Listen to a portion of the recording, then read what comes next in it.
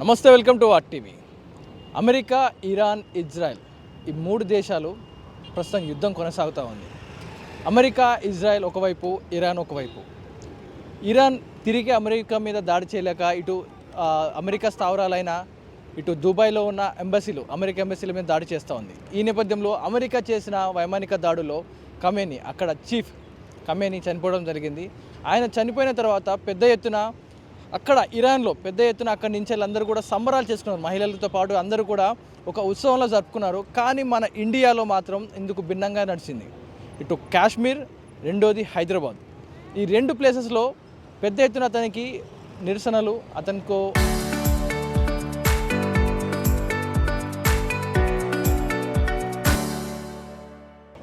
ర్యాలీలు చేయడం, అతను చనిపోవడాన్ని మేము తట్టుకోలేకపోతున్నాం అంటూ ఏడవడం. కొంతమంది మహిళలు హైదరాబాద్ నుంచి అలాగే కాశ్మీర్ నుండి మమ్మల్ని ఇరాన్కి పంపించండి, మా ఖమేనీని చంపిన అమెరికా ట్రంప్పై మేము పగ తీర్చుకుంటామంటూ పెద్ద ఎత్తున మాట్లాడడం జరిగింది. మరి అక్కడ ఇరాన్లో చనిపోయిన చీఫ్కి ఇక్కడ హైదరాబాద్ వాసులు ఎందుకు మద్దతు ఇస్తూ ఉన్నారు? ఇక్కడ ముస్లింలు, షియా ముస్లింలు ఎందుకని మద్దతు ఇస్తున్నారు? మనం ప్రస్తుతం హైదరాబాద్ ఓల్డ్ సిటీలో ప్రాంగణంలో ఉన్నాం. ఈ ఏరియా మొత్తం కూడా ఖమేనీ ఫ్లెక్సీలే ఉన్నాయి.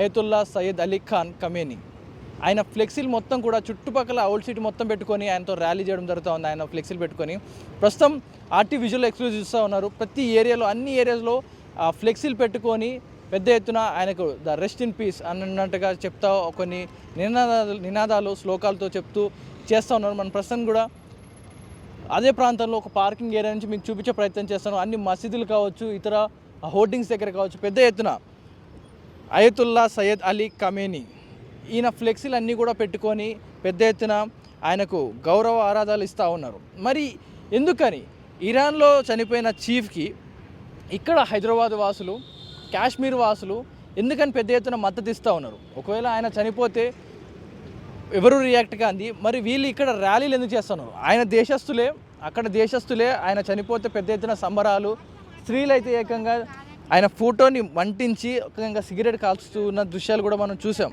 కానీ ఇక్కడ హైదరాబాద్లో అందుకు భిన్నంగా కనిపిస్తూ ఉంది. ఎందుకని? కానీ కొంతమంది ముస్లిం సోదరుల్ని వారిని అడిగగా వారు చెప్పేది ఏంటంటే, మా షియా కమ్యూనిటీ ముస్లిమ్స్ ఎవరైతే ఉంటామో వారు ఆయనని ఒక మత గురువుగా భావిస్తాం, మత ప్రవక్తగా భావిస్తూ ఉంటాం. సో ఆయనను మేము ఆరాధ్యంగా పూజిస్తాం. అంటే మాకు ఒక మత గురువులా మేము ఆయనను చూస్తాం. కాబట్టి మా షియా ముస్లిమ్స్, మా స్థావరం ఏవైతే ఉంటుందో, మా మూల షియా ముస్లిమ్స్కి మూల కారణం మా ఇరాన్లో ఉంది. అక్కడి నుంచి మేమందరం కూడా రావడం జరిగింది, మా పూర్వీకులందరూ కూడా అంటూ కూడా కొంతమంది మత పెద్దలు చెప్తూ ఉన్నారు.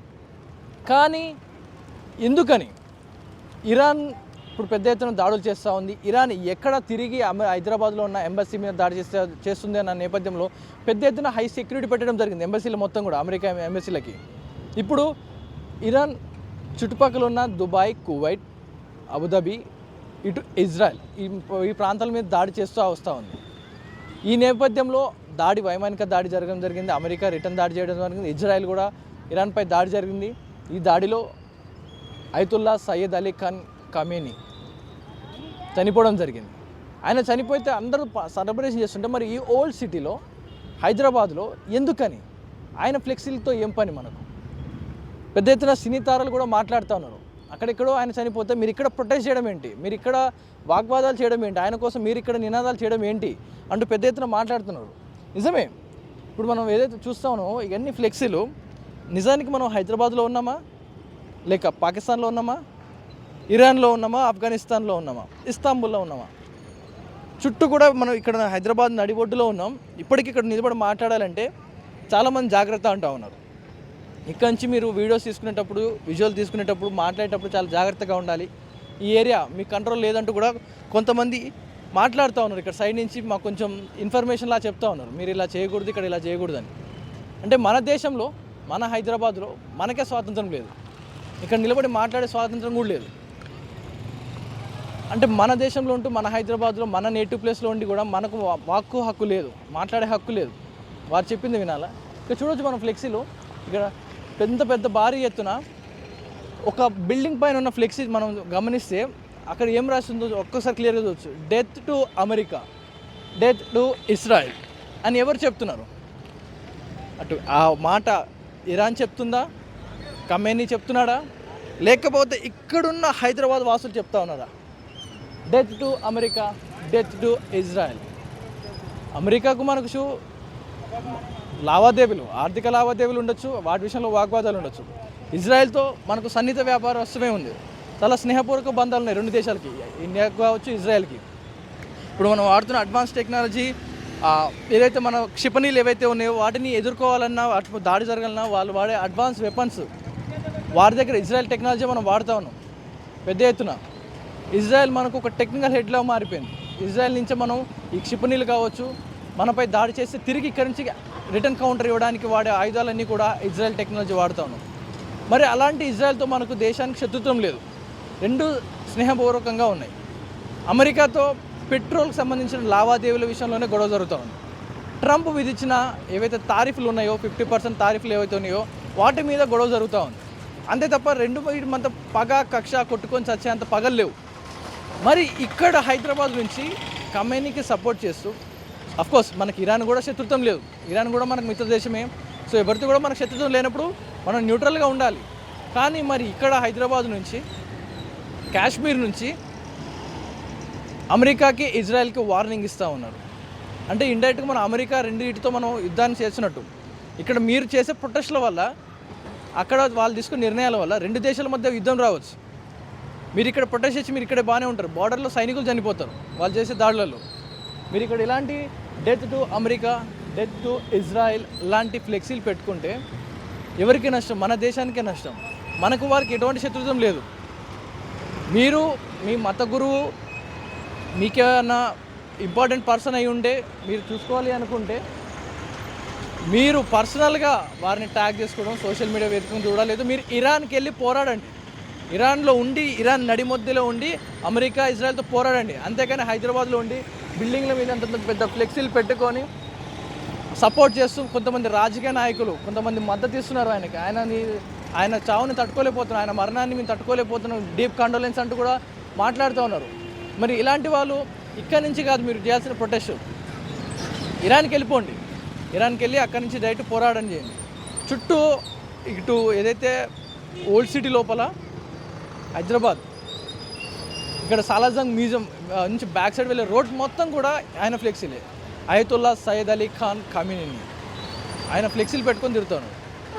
మరి ఆయన మన దేశానికి సంబంధించిన వ్యక్తి కాదు, మన దేశానికి ఆర్థికంగా పోరాడిన వ్యక్తి కాదు, మన కోసం బిజినెస్ ఇచ్చిన వారు కాదు. వారి దగ్గర నుంచి మనం క్రూడ్ ఆయిల్ కొంటా ఉన్నాం, పెట్రోలియం చాలా తక్కువ ధరకి. మిత్రదేశం ఇజ్రాయెల్ నుంచి అడ్వాన్స్ టెక్నాలజీ తీసుకుంటాం. మిత్రదేశం అమెరికాతో మన వారు ఎంతోమంది భారతీయులు అక్కడ వెళ్ళి స్థిరపడ్డారు. సో మనం కొన్ని ఆర్థిక లావాదేవీలు ఇబ్బందులు ఉన్నాయి అమెరికాతోటి, అవి డాలర్ రూపంలో ఈ సెటిల్మెంట్స్ జరుగుతూ ఉన్నాయి. అంతే తప్ప మనం యుద్ధం చేయాల్సిన అవసరం ఎవరితో లేదు. మీరు ఇలాంటి ఫ్లెక్సీలు పెట్టుకొని ప్రొటెస్ట్ చేస్తూ ఉంటే రెండు దేశాల మధ్య యుద్ధం పెట్టినట్టే. అక్కడ ఫ్లెక్సీ కనపడుతూ ఉన్నాయి, మసీదులు కనపడుతూ ఉన్నాయి, ఇవన్నీ మనం చూస్తూ ఉన్నాం. రాకపోకల దారి మొత్తం కూడా ఇప్పుడు ఈ జనరేషన్ పిల్లలు ఎవరైతే ఉంటారో ఆయన చూస్తూ మీరు చెప్పే మాటలు అయ్యి వింటూ చాలామంది స్త్రీలు, అమ్మాయిలు స్క్రీన్ ముందుకు వచ్చి మాట్లాడినప్పుడు మమ్మల్ని ఇరాన్ పంపించండి, మేము ఇరాన్ వెళ్ళి ఇరాన్ తరఫున పోరాడతాం, అమెరికాని ట్రంప్ని చంపేస్తాం అంటూ కూడా మాట్లాడుతూ ఉన్నాం. మరి ఎవరు చెప్పారు ఈ మాటలని వారికి? మన దేశంలో ఉంటూ, మన దేశంలో తింటూ, మన దేశంలో బ్రతుకుతూ, ఇక్కడ రాజకీయంగా ఉన్న ఆధార్ కార్డులు కావచ్చు, దేశ పౌరసత్వం కావచ్చు, ఇక్కడున్న ఏవైతే గవర్నమెంట్ ఇస్తున్న అవసరాలు ఏవైతే ఉన్నాయో ఇవన్నీ లబ్ధిదారు చేసుకుంటూ ఇక్కడ అన్నీ వాడుకుంటూ మీరు వేరే దేశాన్ని సపోర్ట్ చేస్తున్నారంటే మీరు దేశస్తులు కాదనంటే చెప్పాలి. మీకు అంతగా ఉంటే దేశం విడిచి వెళ్ళిపోండి, ఇరాన్కి వెళ్ళి పోరాడండి, అక్కడ వారితో ఫైట్ చేయండి, అక్కడి నుంచి ఫైట్ చేయండి. కానీ ఇక్కడ ఉండి ప్రొటెస్టులు చేయడం ఆపండి. దీనివల్ల దేశానికి మచ్చ తప్ప మరి ఇంకోటి లేదు. మొత్తం హైదరాబాద్ మొత్తం కూడా ఇవే ఫ్లెక్సీలు, ఇదే కథ నడుస్తూ ఉంది. చూస్తున్నా మీకేమనిపిస్తూ ఉంది? చుట్టూ కూడా మరి కొంతమంది పెద్దలు, పొలిటీషియన్, ఇంప్లిమెంట్స్ నేతలు, ఎంఐఎంఐ నేతలు కూడా ఆయనకి సపోర్ట్ చేస్తూ ఉన్నారు. మరి మీకు మత గురువు, షియా గురువు కావచ్చు, కానీ ఇలా ఫ్లెక్సీలు పెట్టి ఆయన ఒక దేశ చీఫ్ ఒక దాడిలో యుద్ధంలో చనిపోయాడు. మరి ఆయనకి మీరు కండలను చెప్పుకుంటారు, మీ మత గురువుగా చేసుకోవచ్చు. కానీ ఇలా బహిరంగంగా ఎన్ని ఫ్లెక్సీలు పెట్టి రాబోయే తరాన్ని, రాబోయే భవిష్యత్తుకి మీరు ఒక ఇంప్లిమెంట్ చేస్తూ ఉన్నారు. వారి బ్రెయిన్లో ఆబ్వియస్గా వాళ్ళకి ఒక నెక్స్ట్ జనరేషన్లో ఏం చేయాలనే దానిపై చెప్తా ఉన్నారు. మీరు ఈయనే మన గురువు, ఈయన చెప్పింది వినాలన్నట్టుగా మీరు నూరిపోస్తున్నట్టే అవుతా ఉంది. ఆడియన్స్ ప్రజలారా మీరు చూస్తున్న మీకేమనిపిస్తుంది? ఎక్కడో ఇరాన్లో చనిపోయిన chief Ayatollah Sayyid Ali Khan Khamenei మరణాన్ని మన భారతదేశంలో ఇటు కాశ్మీర్లో ఇటు హైదరాబాద్లో తీవ్రంగా ఖండిస్తూ ఉన్నారు. అక్కడ దేశస్తులు మాత్రం సంబరాలు చేసుకుంటున్నారు ఖమేనీ మరణం తర్వాత. మరి మీకేమనిపిస్తుంది? ఈ హైదరాబాద్లో ఉండి ప్రొటెస్ట్ చేసే వారిని గురించి మీరేమంటారో, ఇక్కడ ఉన్న ఫ్లెక్సీల గురించి ఏం మాట్లాడతారో కామెంట్ రూపంలో తెలియజేయండి. ఇది ఇప్పటివరకు అప్డేట్స్. కెమెరా పర్సన్ అశోక్తో पवन वायदेवा टीवी हैदराबाद। खमेनी हमारा देश का नहीं है ना, उसका फ्लेक्स इधर क्यों लगा दिया? इधर इसलिए लगा था कि उनकी तकलीफ करने वाले हैदराबाद में मौजूद है। हिंदुस्तान में तमाम हिंदुस्तान में उनकी तकलीफ करते हैं, इसलिए इनकी फोटो लगा के हम मना रही। जैसा सुने तो ईरान में वो मरने के बाद पूरा उधर सेलिब्रेट कर रहे ना, इधर क्यों रो रहे? इधर भी जो जुलूसा निकले, हैदराबाद में भी वो हंगामा हुआ। एक दो दिन पहले जो जुलूसा निकले, सुने आप, एमबीसी निकाले, मल्लिस वाले निकाले, कांग्रेस वाले निकाले, फेरोज खान तमाम एहतजाज करे। ईरान में उसको हेट कर रहे ना, उसको मारने के बाद पूरा सेलिब्रेट कर दिया, समर कर दिया ना, इधर क्यों उसको? ये हमारे देश का आदमी नहीं है। और तो यहाँ चाहने वाले, जैसा यहाँ पे मोदी को चाहते हैं लोग, हुकूमत का वज़ीर आज़म है, यहाँ भी उनको, यहाँ के लोग उनको हेड मानते हैं। ईरान के शिया कमेटी के जो लोग हैं उनको हेड मानते हैं, इसलिए यहाँ एहतजाज कर रहे हैं। उधर उसको कोई मदद किया हमको? इधर कोई इधर गरीबों को, स्कूलों को, बच्चों को, हॉस्टलों को इमदाद ईरान से दुनिया की होती थी। सुनिए आप, बेवाओं को वजीफे, मौलानाओं को वजीफे, ये वो दुनिया का ईरान की हेल्प थी। और इधर क्यों बोले तो यहाँ पर ये मुकाम यहाँ पर ईरानी लोग रहते, हिंदुस्तान में, और शिया लोग रहते, इसलिए इनका एहतजाज कर रहे हैं। हर हिंदुस्तान, हर वर्ल्ड में, हर कंट्री में एहतजाज कर रहे हैं। अमेरिका हो, बरतानिया हो, ऑस्ट्रेलिया हो, वहाँ 9 साल का बच्चे को, लड़की को शादी करना के रूल कर दिया ना, वो गलत है। वो गलत है। सब बोल रहे उधर लड़की नहीं, गलत है। वो पाया है पूरे, ऐसा कोई नहीं है। 9 साल की बच्ची को कोई हमारे पास हराम है। చరిత్ర సృష్టించినోడు ఇప్పుడు ఆ చరిత్రని తిరగరాయబోతున్నాడు. అబద్ధాల గోడల్ని బద్దలు కొట్టి నిజాలను రాగా మీ ముందుంచబోతున్నాడు. నిజమైన వార్తల కోసం వెంటనే డౌన్లోడ్ చేసుకోండి రా యాప్ని.